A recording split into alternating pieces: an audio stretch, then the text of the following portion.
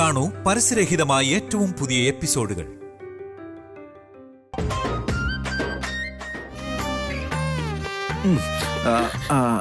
ഒന്നും സംഭവിച്ചില്ല. സോറി. എന്താ ഒന്നും സംഭവിക്കാൻ? അത് തന്നെ, എന്റെ ചുണ്ട് നിന്റെ കവിളിൽ ഇങ്ങനെ ആക്സിഡന്റലി ഇങ്ങനെ പറ്റിയതാ, അല്ലാതെ വേറെ ഒന്നും അല്ല കേട്ടോ. കുഴപ്പമൊന്നുമില്ലല്ലോ.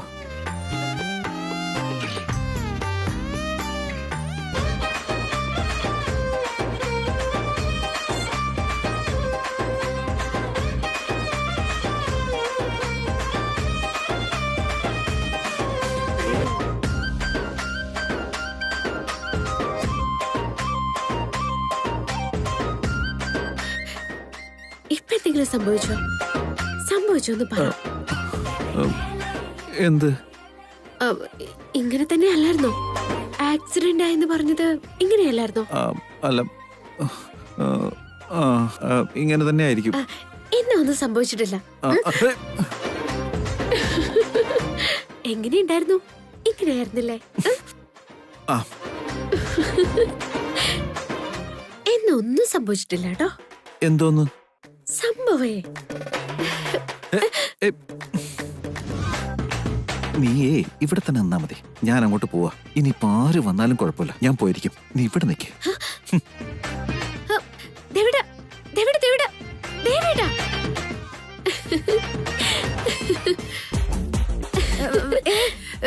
എന്താ രണ്ടുപേരും അകത്തുനിന്ന് ഇറങ്ങി വരുന്നേ?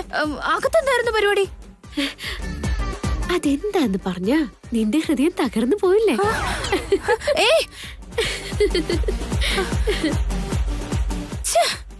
ഇവളെ കൊണ്ട് സഹി കെട്ടു. നിന്നെ ഇനി പുറത്താക്കിയിട്ടേ ഉള്ളൂ.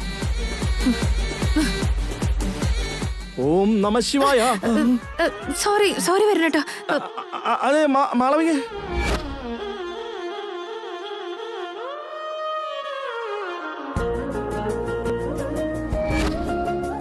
എന്റെ ഹൃദയം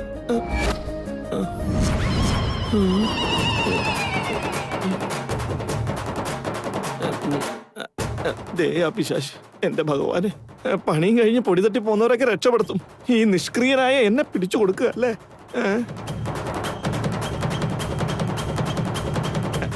അയ്യോ, ഒന്നും ഉണ്ടായില്ല ഊർമിളെ, ഒന്നും ഉണ്ടായില്ല. ചെറിയൊരു ആക്സിഡന്റ്, ഒന്ന് കൂട്ടിയിടിച്ച്, അത്രേ ഉള്ളൂ. നമശിവായ നമശിവായ നമശിവായ നമശിവായ നമശിവായ നമശിവായ എവിടെ? നമശിവായ നമശിവായ നമശിവായ നമശിവായ നമശിവായ നമശിവായ നമശിവായ നമശിവായ നമശിവായ നമശിവായ.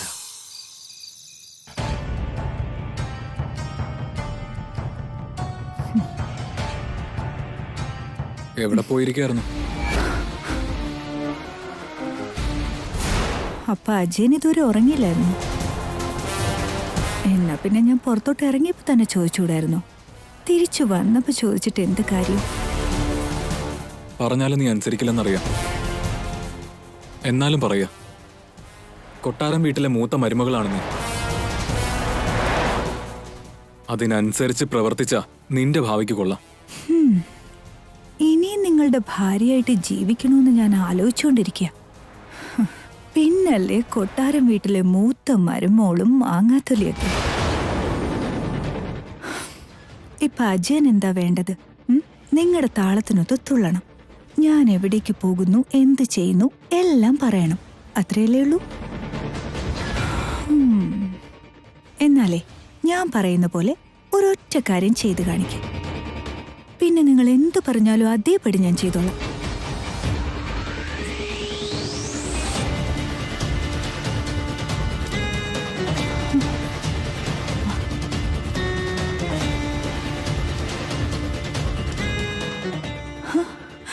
എന്റെ അമ്മേ, ഞാൻ എന്താ കാണുന്നത്? അപ്പൊ ഞാൻ പറയുന്നത് ചെയ്ത് കാണിച്ചിട്ട് എന്നെ നിങ്ങളുടെ താളത്തിന് തുള്ളിക്കാൻ വല്ലാതങ്ങ് കൊതിക്കുന്നുണ്ടെന്ന് തോന്നുന്നല്ലോ.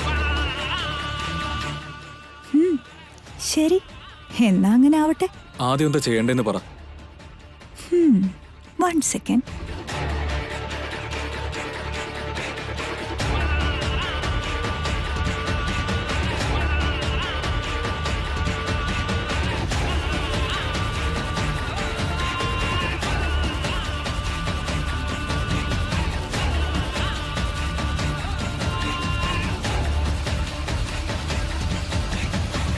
ആരുടെ സഹായം കൂടാതെ നിങ്ങളായിട്ട് തന്നെ ആ കിടക്കയിൽ എഴുന്നേറ്റ് ഈ ചക്രക്കസേരയിലോട്ടിരിക്കണം. അത് മാത്രം ഒന്ന് ചെയ്താൽ മതിയാവും. ജീവിതകാലം മുഴുവൻ നിങ്ങൾ പറയുന്നത് കേട്ടുകൊണ്ട് ഭവാന്റെ കാലടിയിൽ കഴിഞ്ഞോളാം.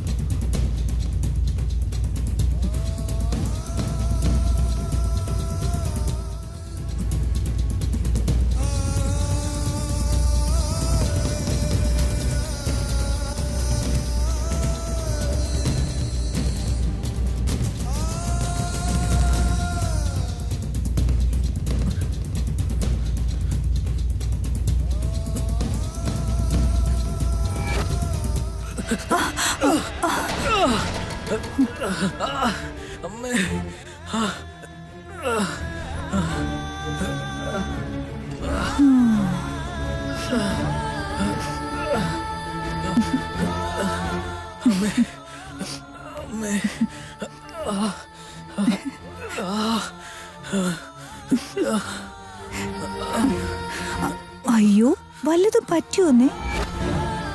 കഷ്ടമുണ്ട്. എന്തിനാ ഈ പാവം വയ്യാത്ത പൂച്ച കയ്യാല കയറാൻ നോക്കിയേ? 7 സമുദ്രങ്ങൾ കടന്ന പോലെ ഈ എവറസ്റ്റിലേക്കും ചാടിക്കയറ്.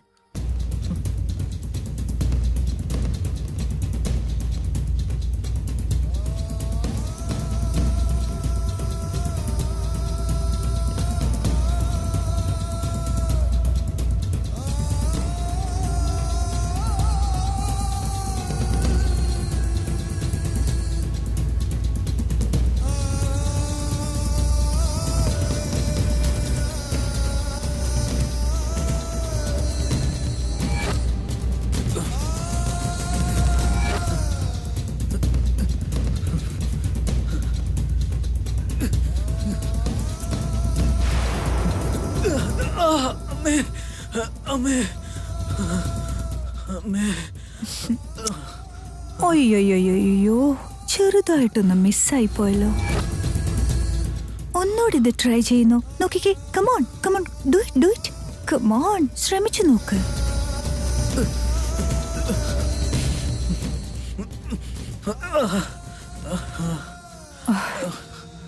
പറ്റുന്നില്ലല്ലേ?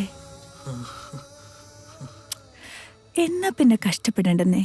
ആരെങ്കിലും കണ്ട അത് മതി. ഞാൻ നിങ്ങളായിട്ട് ദ്രോഹിക്കാന്ന് പറയില്ലേ? ഉള്ള ചീത്തപ്പേരൊക്കെ തന്നെ മതി എനിക്ക്.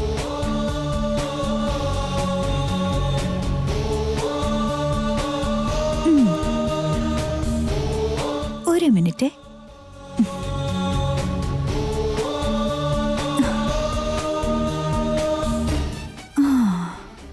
കസേര കയറാൻ പറ്റാത്ത ആള് ഇനി കിടക്കയിൽ എങ്ങനെ കയറി കിടക്കാനല്ലേ?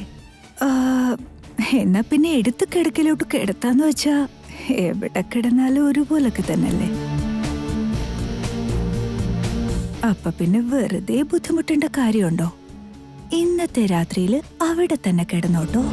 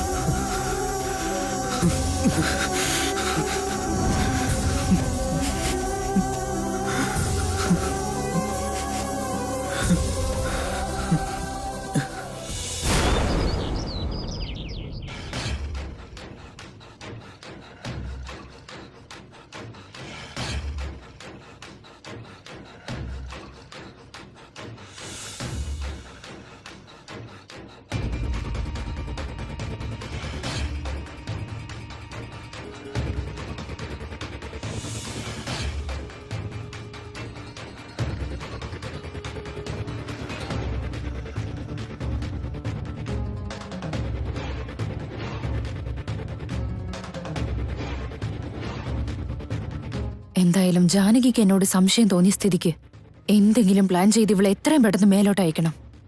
അല്ലെങ്കിൽ ആദ്യം മേലോട്ട് പോകുന്ന ഞാനായിരിക്കും. ചേച്ചി, മളവേച്ചി, ദേ പാല്. ആരാ നിന്നോട് ഇപ്പൊ പാല് ചോദിച്ചേ? അല്ല, ചേച്ചിക്ക് രാത്രി വയ്യാണ്ടായെന്ന് പറഞ്ഞല്ലോ. അപ്പൊ രാവിലെ ഒരു പാല് കുടിക്കുന്നത് വളരെ നല്ലതാ ചേച്ചി.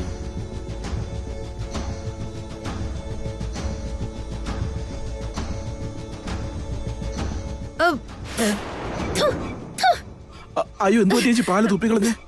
അയ്യോ, ചിലപ്പോ അറിയാതെ പാലിന് പകരം ഫിനോയിൽ വല്ല ഞാൻ കൊണ്ടുവന്നോ ചേച്ചി? പോലാന്നും പറഞ്ഞ് എന്നെ കൊണ്ട് ഫിനൈൽ കുടിപ്പിക്കാൻ നോക്ക? അത്രയ്ക്ക് ധൈര്യമില്ല നിനക്ക്?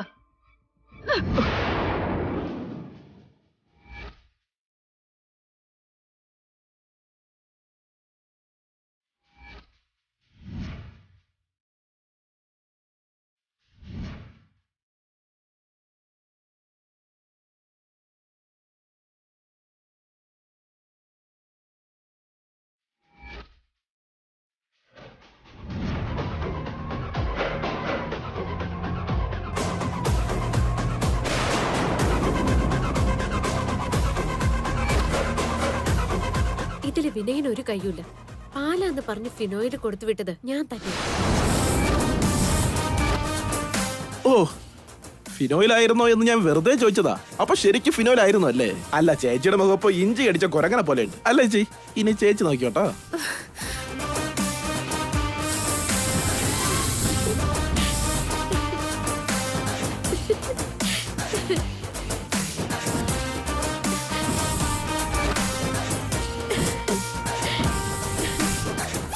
ഏയ്, എന്നെ കൊണ്ട് നീ ഫിനോയിൽ കുടിപ്പിക്കുന്നോ? നിർത്തടി. തെറ്റായിപ്പോയി മാളവിക്ക്. വിഷം കുടിപ്പിക്കേണ്ടതായിരുന്നല്ലേ? പക്ഷെ ഫിനോയിലാ കുടിച്ചതെന്ന് ദേവേട്ടനോട് രാത്രി കള്ളം പറഞ്ഞു പോയില്ലേ? എനിക്ക് കള്ളം പറയുന്നത് ഇഷ്ടമല്ല. അതുകൊണ്ടാ ആ കള്ളം സത്യാക്കാൻ വേണ്ടി നേരം വെളുത്തപ്പോ ഫിനോയിൽ തന്നത്.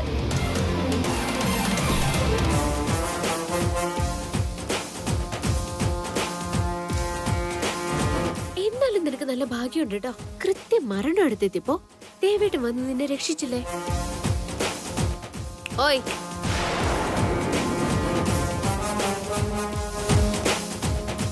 സംസാരിച്ചോണ്ടിരിക്കുമ്പോ എവിടേക്കാ പോകുന്നത്? ഇന്നലെ ഞാൻ നിന്നോട് പല ചോദ്യങ്ങൾ ചോദിച്ചു. പക്ഷെ ഒന്നിന് പോലും നീ ഉത്തരം പറഞ്ഞില്ല. എന്നെ എന്തിനാ കൊല്ലാൻ ശ്രമിച്ചതെന്ന് കൊച്ചു പിള്ളേരോട് ചോദിച്ചാ പോലും പറഞ്ഞില്ല. പക്ഷെ വൈദേഹി എന്തിനു വേണ്ടിയാ കൊല്ലാൻ ശ്രമിച്ചത്? എനിക്കൊന്നും അറിയില്ലത്. അയ്യോ, അറിയില്ലെന്ന് പറഞ്ഞ എങ്ങനെയാ? നീയാ കൊന്നതെന്ന് എന്തോ വലിയ കാര്യം ചെയ്ത പോലെ എന്നോട് പറഞ്ഞില്ലേ? അപ്പൊ കാരണം എന്താണെന്ന് കൂടെ. വൈദേഹിയുടെ ശരിക്കുള്ള അച്ഛനും അമ്മയും ആരാ? അവർക്കും നിനക്കും തമ്മിൽ എന്താ ബന്ധം?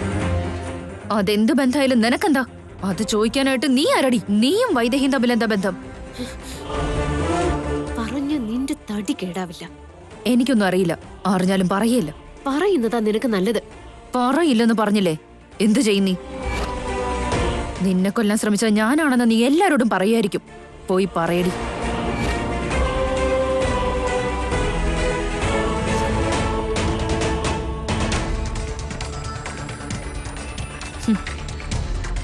നീ പറയില്ല.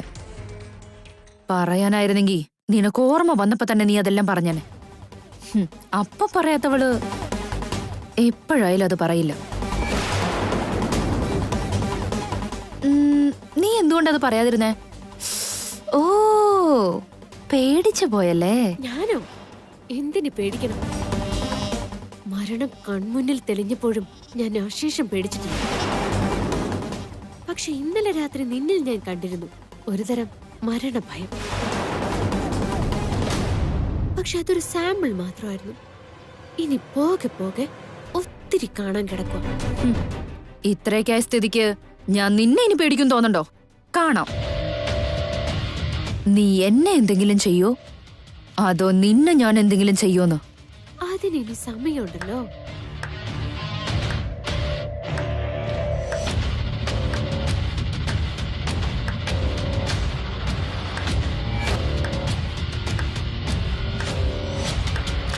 നന്നായിരിക്കുന്നു.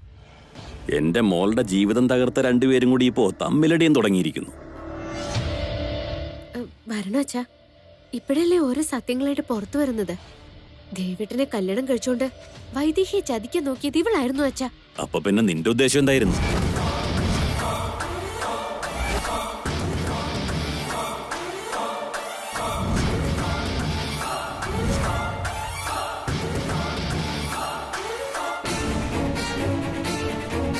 നീ ശാന്തിയുടെ മകളാന്നും പറഞ്ഞല്ലേ കേറി വന്നേക്കുന്നേ?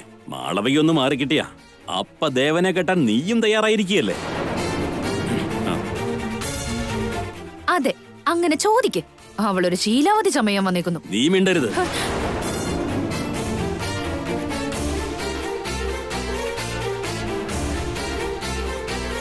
നീ കാരണം എന്റെ മകളുടെ ജീവിതം തകർന്നു പോയത്. എല്ലാം നക്കിയിട കീറി നക്കിയായിട്ട് രണ്ടും.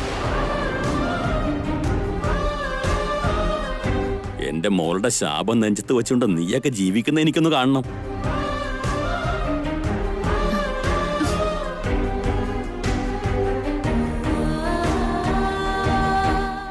അച്ഛനിതെന്താ